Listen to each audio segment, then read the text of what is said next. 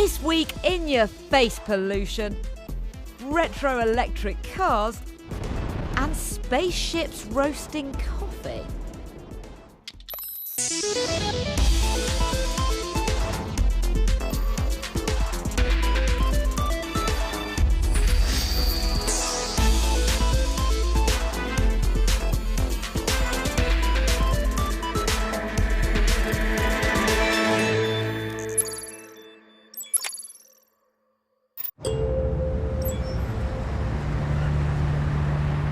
This is the sight lots of cities across the world wake up to every morning.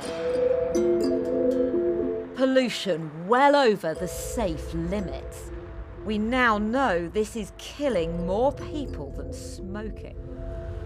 This week, the ultra-low emission zone launches in London. It hopes to keep the worst polluters off the streets. But whether a £12.50 surcharge will actually stop enough people using their vehicles is, some might say, questionable. It's a beautiful day in London today, and right now pollution levels aren't too high. But come rush hour, the story changes. This goes beyond the busy roads too. London's deepest tube stations, a new study suggests, can be 30 times more polluted. At London Marylebone, a new air filtering system is trying to tackle the problem. Well, I wouldn't usually be standing this close to a fan blowing air in my face, but apparently this is giving me the cleanest air in the station. Behind this advertising board is a contraption containing a nanocarbon filter capable of removing over 90% of harmful gases from the environment. The devices are deliberately positioned alongside the shops and waiting areas where most passengers spend their time. This map shows how the quality of the air is improved significantly where the filters are. The polluted air is being sucked in through the top of the unit, enters into a chamber in which there is a high voltage electrical field where the ultrafine particles are being captured.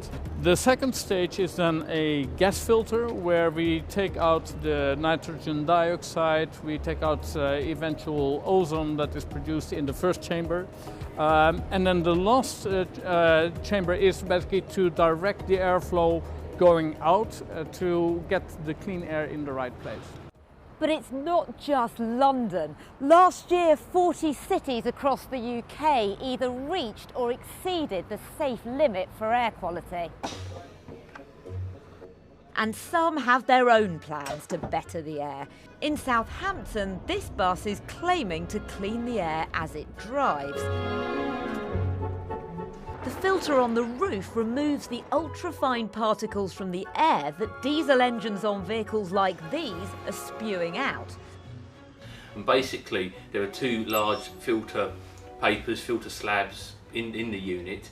There are three fans that suck air in. The bus doesn't go fast enough to get enough air in, so we need three fans that are driven by electricity. They suck air in, the air passes through the filter on the roof of the bus and then comes out much cleaner when it comes out the other end. And the hope is it could do a lot more than clean up its own act.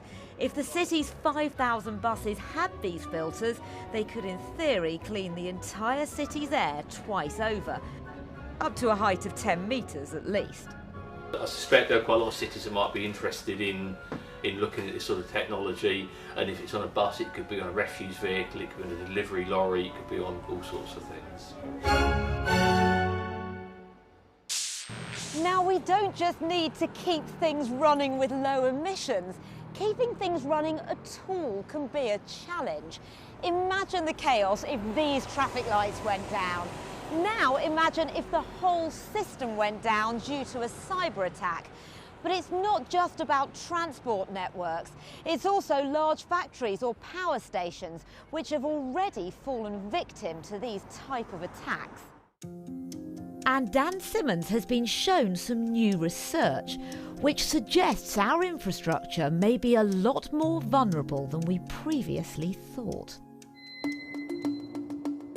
The Ukrainian example was presumably done by a nation-state actor, and there they were actually able to successfully turn off the lights in a neighborhood. And that to my mind shows just how severe the consequences are.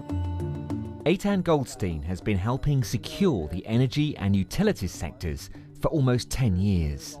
You may want to disrupt oil and gas markets, right? The Saudi example was the more recent of the two, and that was one where presumably a nation-state actor was specifically targeting safety systems in oil and gas refineries. And so there the assumption, the implication was that they were actually trying to cause physical harm. And that one was really scary because they were directly going after the safety systems.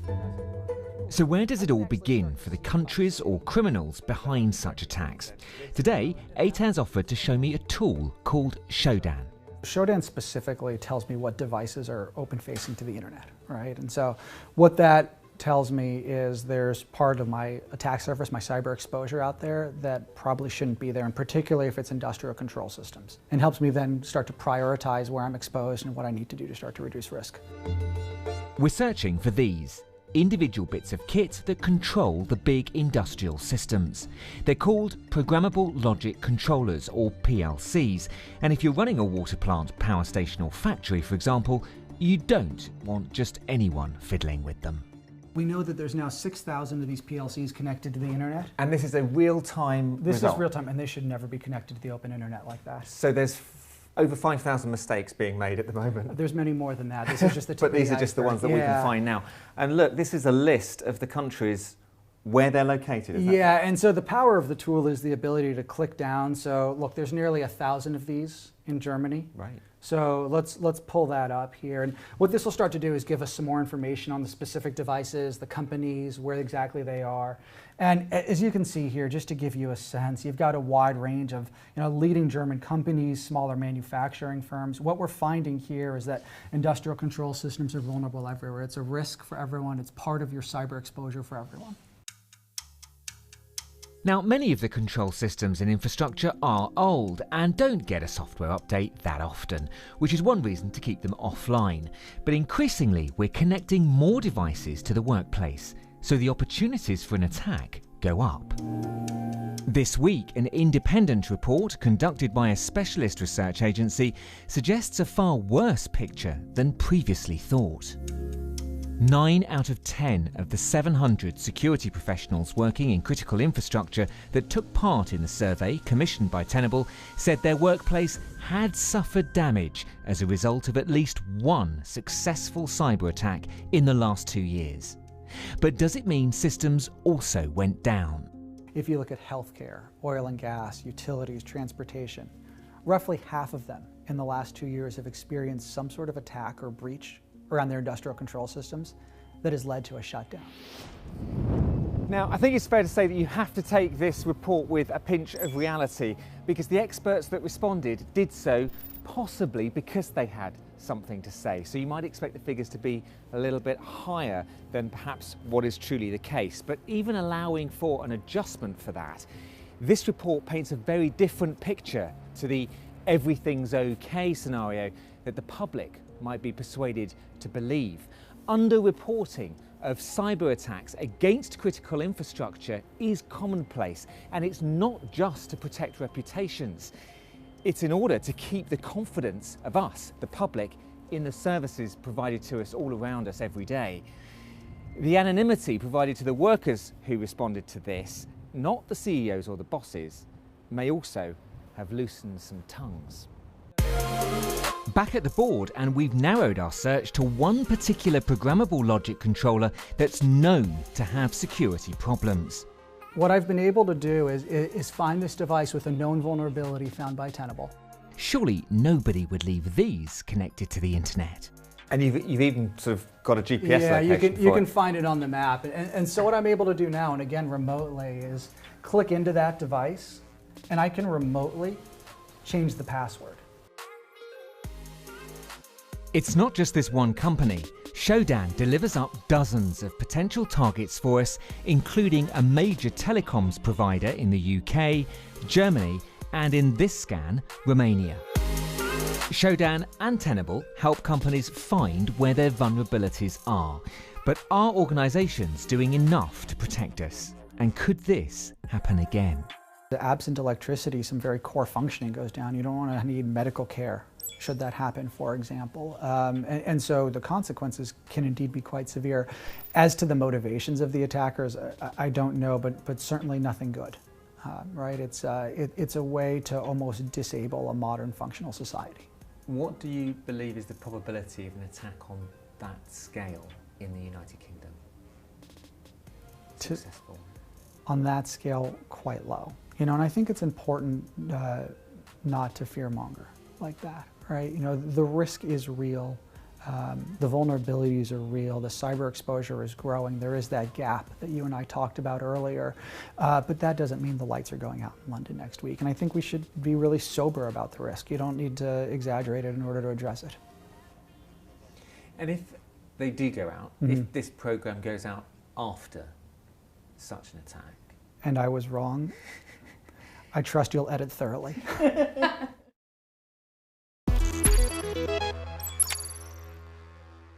Hello and welcome to the Week in Tech. It was the week that Google finally shut down its failed social network, Google+. Tesla was fined for violating laws on hazardous waste storage at its California factory. And Toyota announced it will offer free access to its hybrid technology patents till 2030 to encourage a transition to fully electric cars.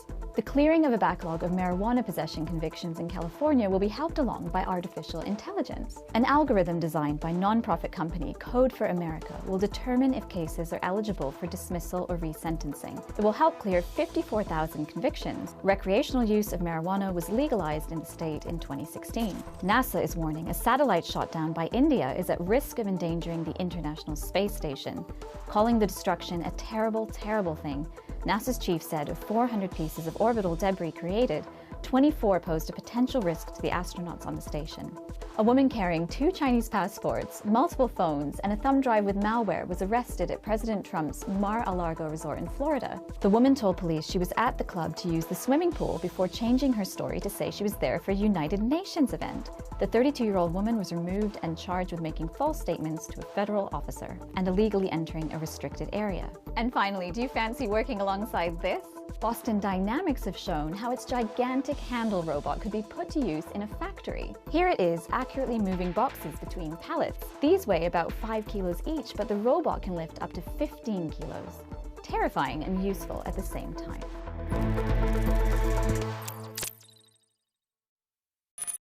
Obviously, an easy way of helping reduce pollution in the city is to encourage people to cycle more. Dockless bike schemes that became popular in Asia have started popping up in cities across the UK over the past couple of years. Unlike the so-called Boris bikes, they don't require any infrastructure. Cycles can be left anywhere, anytime, and be picked up by another user. Whilst this may be okay in some countries, here people didn't find it quite so acceptable. So now a new crop of dockless schemes are hoping to keep everyone happy.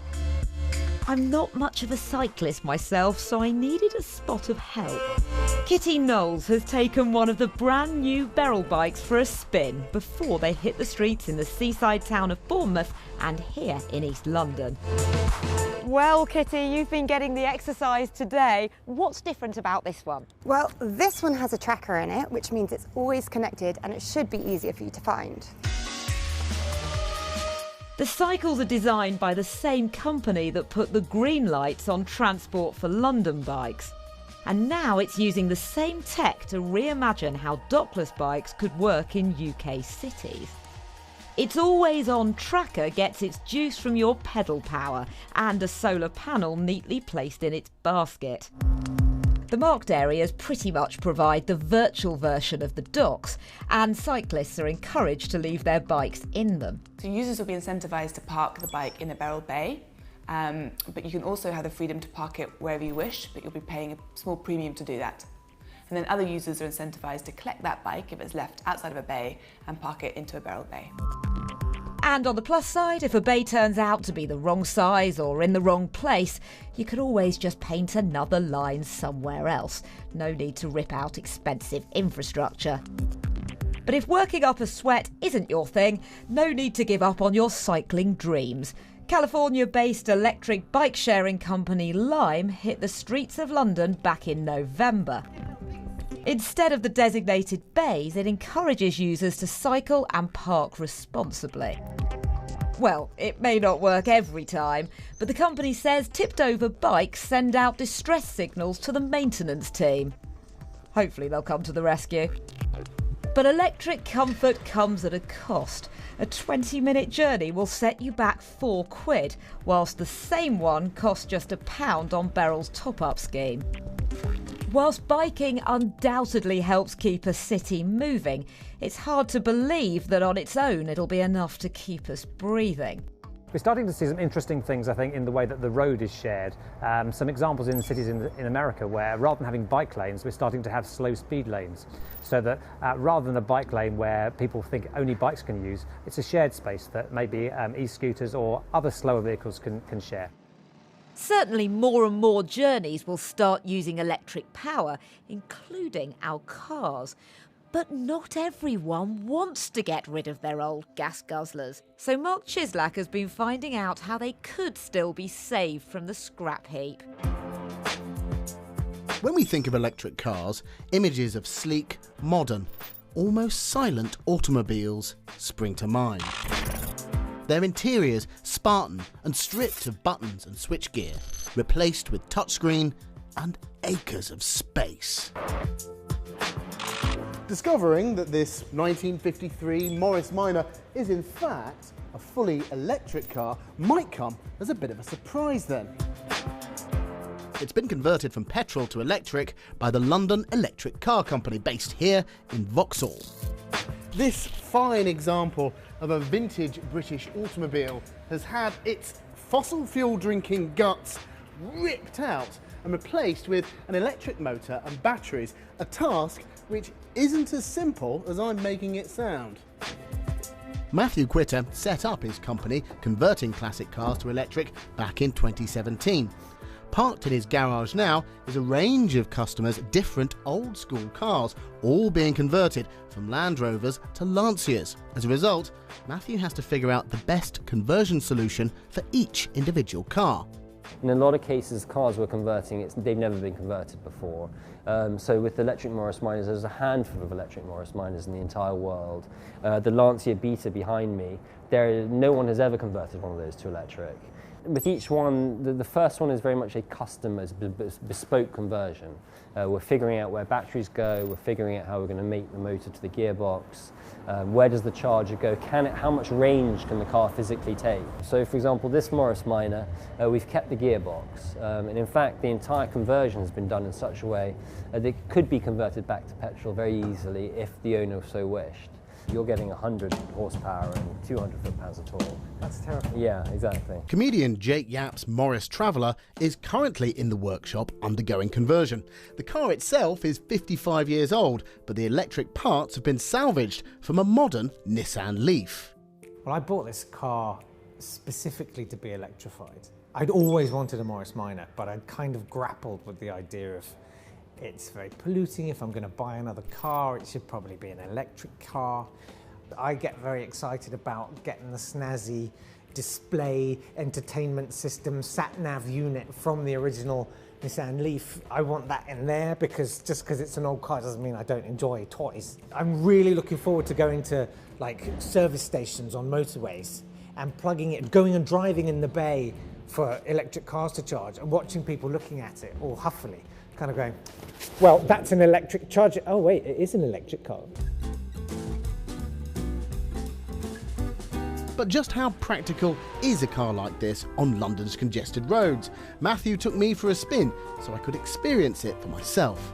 So this car it does about a 40-mile range, and that's on the low side as far as electric cars are concerned. But we've done that to keep costs down. It's very much designed to be a city car.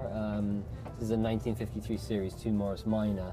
Its top speed back in the day would have been about 55 miles an hour. And frankly, anything over about 45 miles an hour is petrifying. We're not wearing seatbelts because we don't have to, because the car built at that era wouldn't have had seatbelts in it, and so we're not obligated to install them. And so equally, anything over about 30 miles an hour is taking life into your own hands. Yeah. You know, it's very quick off the light. It has 100 foot-pounds of torque, which is about 3 times what it would have originally had. Which is one of the things that people expect about electrics, yeah, isn't it? They expect that there's that Party performance trick. there. Yeah, absolutely. And we find that 40 miles is about a week's worth of driving in London. So how long did it take to convert this car? It took us about 6 months. Normally we'd estimate between 3 months and 6 months for a conversion, based upon whether or not we've done it before and how complex the conversion is going to be. How much are we talking about to do this? At the moment we generally suggest a base figure of around £20,000, okay. Which is a lot more than we'd like it to be. And ideally we'd like to get to the point where you're looking at, say, £5,000 to convert a car. Classic cars have several economic factors in their favour. They're road tax exempt, and classic car insurance is often very cheap. Electric motoring may be the future, but there isn't any reason why these cars can't have a flavour of the past. Mark there. And if you thought that was a bit out there, well, Nick Queck has been to Dubai to meet someone with even more outlandish ideas. A land famous for extravagant displays of wealth. Towering skyscrapers, gigantic indoor fish tanks, and next, coffee? Here at Raw Coffee in downtown Dubai, hipsters hang out sipping brews made from beans roasted on site. Patrons are charged a bit more for your regular Joe, sure, but the stuff hits the spot. Today though, I'm meeting an unconnected entrepreneur set on taking the traditional roasting process to new heights. Literally. What about we could send coffee beans to space, and when they come back through the heat of the re-entry, we could harvest that heat and roast these coffee beans with. So Hatem here thinks he'll load up a capsule with beans, strap it to a rocket, blast it into space, and as it plummets back down to Earth, beans inside a specially devised thermal chamber will roast them up, obviously. He and his partner Anders first had the idea while studying at the International Space University in Strasbourg. Why we always are trying to stop this heat and prevent it, rather than we could use it and harvest it to do something with it. So tell me more about this thermal chamber. How would that work exactly? And is this just hypothetical or is this real science? Well, it's let's say real science in theory. Until we test it really through this coming year of 2019, they would be able to confirm that the design, the proposed, and all the simulation we're doing is really matching the real data we're going to get from these tests. Is there really a need to roast coffee beans in space? I really hate the saying that we should not reinvent the wheel. I think that someone lazy have said this. What's the current proposed cost per cup? I mean, Why are you laughing? Because like for the last 2 weeks, we've heard a lot of speculation from other like scientists or even the articles that covered this in the media. Our goal would be to bring it to something around $40, $45 per cup.